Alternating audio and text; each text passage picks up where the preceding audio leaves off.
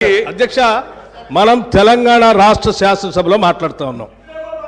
ఆనాటి ఉమ్మడి ఆంధ్రప్రదేశ్ శాసనసభ వ్యవహారాలు కాదు, ఆనాటి ఉమ్మడి ఆంధ్రప్రదేశ్ శాసనసభ కాదు. ఇది ప్రత్యేక తెలంగాణ రాష్ట్ర శాసనసభ. ఈ శాసనసభ ఈ రాష్ట్రానికి సంబంధించి 2014 జూన్ 2 నుంచి మొదలైంది.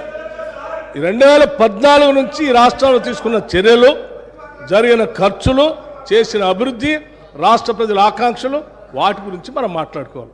గతం అంతా బాగాలేదనే కదా అందరు కలిసి కొట్లాడి ఏకగ్రీవంగా తీర్మానం చేసి తెలంగాణ రాష్ట్రం ఇంకా అది చూపించి నేను వాళ్ళతో పోటీ పడతా అంటే నువ్వు కూడా వాళ్ళతో పోటీ పడితే నువ్వు కూడా అట్టే పో. మరి ఏడెందుకు తెలంగాణ రాష్ట్రం గురించి మాట్లాడితే సార్ బాగా కేసీఆర్ అప్పులు చేసిండు, రాష్ట్రం అప్పులు చేసిండ్రు, అప్పులు పెరిగినాయి. ఇది రెటరిక్. అప్పులలో అధ్యక్ష మనది 23వ స్థానం. మనకంటే మించి అప్పులు చేసిన రాష్ట్రాలు 22 ఉన్నాయి అధ్యక్ష. మన పైన పరిమితికి లోబడి మనం ఉన్నాం, చాలా క్రమశిక్షణతో ఉన్నాం. అది కూడా కేంద్ర ప్రభుత్వం మొన్న ఇచ్చినటువంటి స్టాటిస్టిక్స్లో పార్లమెంట్కి సమర్పించినారు అధ్యక్ష. ఇప్పుడు జరుగుతున్న లోక్సభ సెషన్లోనే మొన్న 3-4 రోజుల క్రితమే government of India has declared lowest అప్పులు చేసిన రాష్ట్రాలలో తెలంగాణ ఒకటి, చాలా పురోగతి సాధించిందని కూడా వాళ్ళు చెప్తా ఉన్నారు అధ్యక్ష.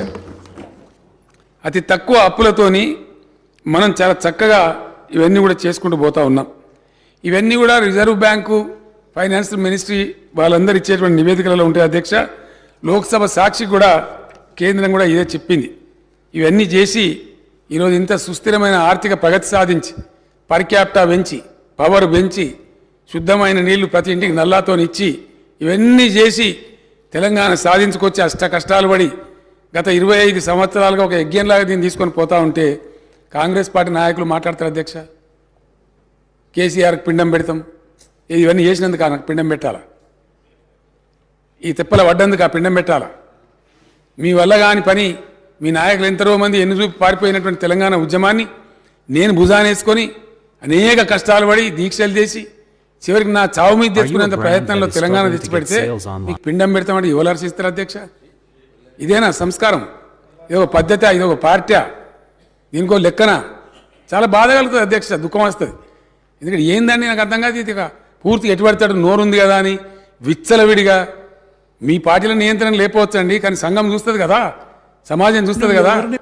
నన్ను అడుగుతున్నారు మొన్న రాహుల్ గాంధీ ఏదో ఒక మాట అందరికీ మోడీ పేరే ఉన్నదంటే 2 సంవత్సరాల జైలు శిక్ష విధించారు అధ్యక్ష. అఫ్కోర్స్ నిన్న సుప్రీంకోర్టు స్టే ఇచ్చింది, సభ్యత్వం కూడా తీసేసిండ్రు. మేము ఆ చర్యలు తీసుకోలేమానండి? మేము తీసుకోకపోదుమా? మీరు ఏదో స్వేచ్ఛ కావాలి, స్వేచ్ఛ ఇచ్చినాం. మేము చాలా లిబరల్గా ఉంటున్నాం, డెమోక్రాటిక్గా ఉంటున్నాం, అన్ని రకాలుగా బాగుంటున్నాం. లేకపోతే మీరు అట్లా మాట్లాడిన దానికి మీ తాట తీసే పరిస్థితి ఇష్యూ కాదు కదా గవర్నమెంట్ అనుకుంటే. కానీ మీరంతా ఆ విధంగా ఇష్టం వచ్చిన అడ్డగోలు మాట్లాడినా మేము సంయమనం పాటిస్తున్నాం. మేము ఇది పోలీసులు ఉసుగొలుపుతలేం, ప్రజలే తీర్పు చెప్తారు రేపు పొద్దున అనే ఉద్దేశంతో మేము ముందుకు పోతా ఉన్నాం. కానీ బాధ మాత్రం కలుగుతుంది అధ్యక్ష.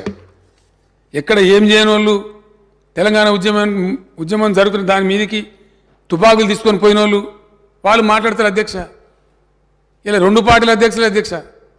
కాంగ్రెస్ పార్టీ అధ్యక్షుడేమో రైఫిల్ తీసుకొని పోయిండు కరీంనగర్ జిల్లాకు, ఇంకో పార్టీ అధ్యక్షుడేమో అందరు రాజీనామా చేస్తుంటే ఆయన ఒక్కడు మాత్రం రాజీనామా చేయకుండా అమెరికాకు వారిపోయింది అధ్యక్ష, భారతీయ జనతా పార్టీ. ఆ ఉన్న ఒక వ్యక్తి ఎన్ఎల్ లక్ష్మీనారాయణ నిజామాబాద్ టౌన్లో ఆయన ఉండే, ఆయన రాజీనామా చేసిండు అధ్యక్ష. మమ్మల్ని నమ్మి రాజీనామా చేస్తే నేను స్వయంగా పోయి, నేను అప్పుడే దీక్ష నుంచి విరమించుకొని వచ్చిన, నాకు ఆరోగ్యం బాగా లేకున్నా ఆయన కోరిన టైంలో 4 PM రావాలని చెప్తే నేను పడుకుంటా లేసుకుంటా 4 PM పోయి వీళ్ళ ఆనాటి పెద్ద లీడర్ వీళ్ళ దాంట్లో డి శ్రీనివాస్ గారని ఆయనను ఓగొట్టి మళ్ళీ లక్ష్మీనారాయణ గారిని సిన్సియర్ గెలిపించిన అధ్యక్ష. ఇవన్నీ కూడా జరిగినాయి అధ్యక్ష, ప్రజల ముందే జరిగినాయి. ఇవన్నీ చాలా బాధ కలుగుతుంది అధ్యక్ష, దుఃఖం వస్తుంది. ఇంత చేసి పెట్టి రాష్ట్రాన్ని ఒక తువ్వలో పెట్టి. ఒక్క నిమిషం ప్లీజ్, ఒక్క నిమిషం ప్లీజ్. మీ జన్మలు ఆలోచించారా దళిత బంధు ఇవ్వాలని? మీ ఇండియన్ నేషనల్ కాంగ్రెస్ కనుక స్వతంత్రం వచ్చిన తెల్లారే దళితుల వృద్ధి గురించి పనిచేసి ఉంటే ఇలా దళిత బంధు ఎందుకు ఇవ్వాల్సి వచ్చేదండి? దయచేసి ఆత్మవిమర్శ చేసుకోండి, మమ్మల్ని అన్నాడు కాదు. మేము ఇలా దేశానికి ఒక దిక్సూచిగా ఉన్నాం అధ్యక్ష. నేను మహారాష్ట్రకు పోయి నేను మాట్లాడుతుంటే అక్కడ వేణువుల్లో కొనియాడుతున్నారు మీ తెలంగాణ మోడల్ మాకు కావాలని చెప్పి. వేరే రాష్ట్రాలలో దేశమంతా వీ వాంట్ తెలంగాణ మోడల్ అంటుంటే ఇక్కడ ఉన్నోళ్ళు మాత్రం ఇంత మంచిగా జరిగిందని కనీసం ఒక్క మాట హర్షించకపోగా ఉల్టా తూలనాడడం దూషించడం పిండం పెడతాం గండం పెడతాం అని మాట్లాడడం తెలంగాణ ప్రజలు నా మాటలు వింటున్న అధ్యక్ష. వచ్చే ఎన్నికలలో ఎవరికి పిండం పెట్టాలో ఇప్పుడు ప్రజలే నిర్ణయించాలి అధ్యక్ష.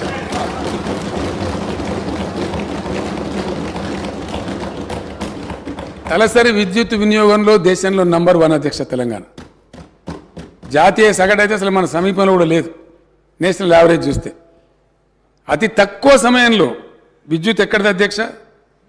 కాంగ్రెస్ హయాంలో విద్యుత్తు మొన్న కూడా వీళ్ళ కడుపుల సంగతి బయట పెట్టింది.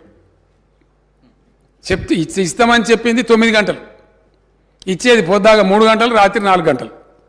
ఆడిపోయి షాకులు కొట్టి సావా, పాములు గారి సావా, వందల మంది రైతులు చచ్చిపోయారు అధ్యక్ష. పెద్ద దానికి ఇవాళ 24 గంటల కరెంట్ ఇస్తుంటే దాని మీద కూడా అడగోలుగా మాట్లాడతారు అధ్యక్ష. వాళ్ళకున్న అలవాట్లే ఇతరులకు ఉన్నాయనుకుంటారు. ఎంత క్రమశిక్షణ పాటిస్తే, ఎంత పటుత్వంగా పనిచేస్తే ఇండియా మొత్తంలో అధ్యక్ష దయచేసి ఒక్క పాయింట్ చాలు. ఏదైనా చూడడానికి పరిశీలించడానికి కొన్ని సరిపోతాయి అధ్యక్ష. కొన్ని సూచికలు ఉంటాయి, ఇండికేటర్స్ ఉంటాయి. అన్నం ఉడికిందా లేదని మొత్తం కుండను విసుకము, ఒక గింజను విసిస్తే దాన్ని బట్టి అర్థమవుతుంది. కొన్ని ఇండికేటర్స్ చూస్తే అర్థమైపోతుంది ఏ రాష్ట్రం సంగతి. వాకిలు చూస్తే ఇల్లు సంగతి తెలుస్తుంది అన్నట్టుగా ఎంత ఇండియా మొత్తంలో ఏ ఒక్క రాష్ట్రంలో కూడా 24 అవర్స్ పవర్ సప్లై లేదు. ఈరోజు నేను నిలబడి మాట్లాడే టైంలో no single state in India gives 24 power supply to all the sectors. అప్పుడు ఎట్లా అధ్యక్ష? కాంగ్రెస్ రాజ్యంలో పేలిపోయే ట్రాన్స్ఫార్మర్లు, వందల కొద్ది కాలిపోయే మోటార్లు ప్రతిరోజు అధ్యక్ష, ఒక రోజు కాదు.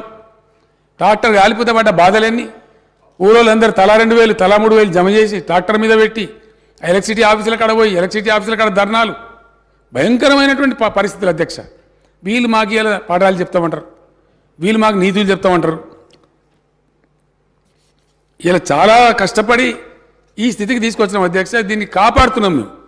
దీని మీద అపోహలు కలిగే విధంగా ఇష్టం వచ్చినట్టు మాట్లాడతారు అధ్యక్ష. ఆనాడు రాష్ట్రం ఏర్పడ్డ నాడు నేషనల్ కాంగ్రెస్ పార్టీ హయాంలో తెలంగాణ స్థాపిత విద్యుత్ శక్తి 7,778 మెగావాట్ల అధ్యక్ష. ఈరోజు తెలంగాణ ఇన్స్టాల్డ్ కెపాసిటీ 18,756 మెగావాట్ల అధ్యక్ష. అతి త్వరలో 4-5 నెలలలో దేశంలోనే నంబర్ 1గా పబ్లిక్ సెక్టర్లో స్థాపించిన number 1 ultra mega power plant ఇండియాలో నంబర్ 1 అధ్యక్ష. ఏ రాష్ట్రం సాహసం చేయలే. ఈవెన్ ఎన్టీపీసీ కూడా తర్వాత వచ్చింది. కానీ ఒక రాష్ట్ర ప్రభుత్వంగా పబ్లిక్ సెక్టర్లో తెలంగాణ జెన్కో ఆధ్వర్యంలో 4,000 మెగావాట్స్ పవర్ స్టేషన్ 30,000 కోట్లతోని మేము నల్లగొండలో దామర్చల్లో పెట్టినాం అధ్యక్ష. అక్కడ మా ఎమ్మెల్యే భాస్కరరావు గారు, ఆ జిల్లా మంత్రి విద్యుత్ శాఖ మంత్రిగా ఉండి మా జగదీష్ రెడ్డి గారు, సౌత్ తెలంగాణలో మేము ఎంత న్యాయబద్ధంగా పోతామంటే అధ్యక్ష, కాకతాళీయంగా తెలంగాణలో ఉండే పవర్ స్టేషన్స్ అన్నీ కూడా ఉత్తర భాగంలో ఉన్నాయి అధ్యక్ష. అది కొత్తగూడెం కావచ్చు, పర్కాలలో కాకతీయ కావచ్చు, మేము పెట్టిన భద్రాద్రి కావచ్చు, అంతకుముందున్న ఎన్టీపీసీ రామగుండం కావచ్చు, నిజాం స్థాపించిన పవర్ స్టేషన్ కావచ్చు, అన్నీ కూడా గోదావరి ఒడ్డున అన్నీ కూడా ఇటు ఉత్తరం వైపే ఉన్నాయి అధ్యక్ష. ఒక పవర్ లోడ్ సెంటర్ రావాలంటే దక్షిణ తెలంగాణలో కూడా ఒక పెద్ద విద్యుత్ సంస్థ ఉండాలి. దక్షిణ తెలంగాణలో విద్యుత్ ఉందా అధ్యక్ష? లేదని కాదు. 2,444 మెగావాట్ల జల విద్యుత్ ఉంది శ్రీశైలం మీద, నాగార్జున సార్ మీద. కానీ అది హైడ్రో ఎలక్ట్రికల్ పవర్ అధ్యక్ష. అది 24 గంటలు రాదు, సంవత్సరం పొడుగుతా రాదు, నీళ్ళు అయిపోతే అయిపోతుంది. కాబట్టి పవర్ సెంటర్ కూడా దక్షిణ తెలంగాణ కూడా భవిష్యత్తులో బ్రహ్మాండంగా ఉండాలి. అక్కడ పరిశ్రమలు వచ్చినా మరొకటి వచ్చినా ఉండాలని చెప్పి అక్కడ పెట్టాలనుకున్నప్పుడు జగదీష్ రెడ్డి గారిని అతను ఫైట్ చేసి, అన్నా నల్లగొండ జిల్లాలో పెట్టండి, కృష్ణలో అక్కడ దాని పేరేందా రిజర్వాయర్ పేరు టేల్పాండ్లో నీళ్ళు సమృద్ధిగా ఉంటాయి. 10-11 టీఎంసీలు ఎప్పటికీ ఉంటాయి. అక్కడ జీవనదిలా ఉంటుంది. మీరు నీళ్ళ గురించి ఫికర్ చేయకండి, మీద నెత్తి మీదనే నాగార్జున సార్ కూడా ఉంది, నల్లగొండలో పెట్టమని చెప్పి అదే పరిస్థితి మహబూబ్నగర్లో లేదు అధ్యక్ష. ఎప్పటికి ఉండే నీళ్ళు ఉండే పరిస్థితి లేదు.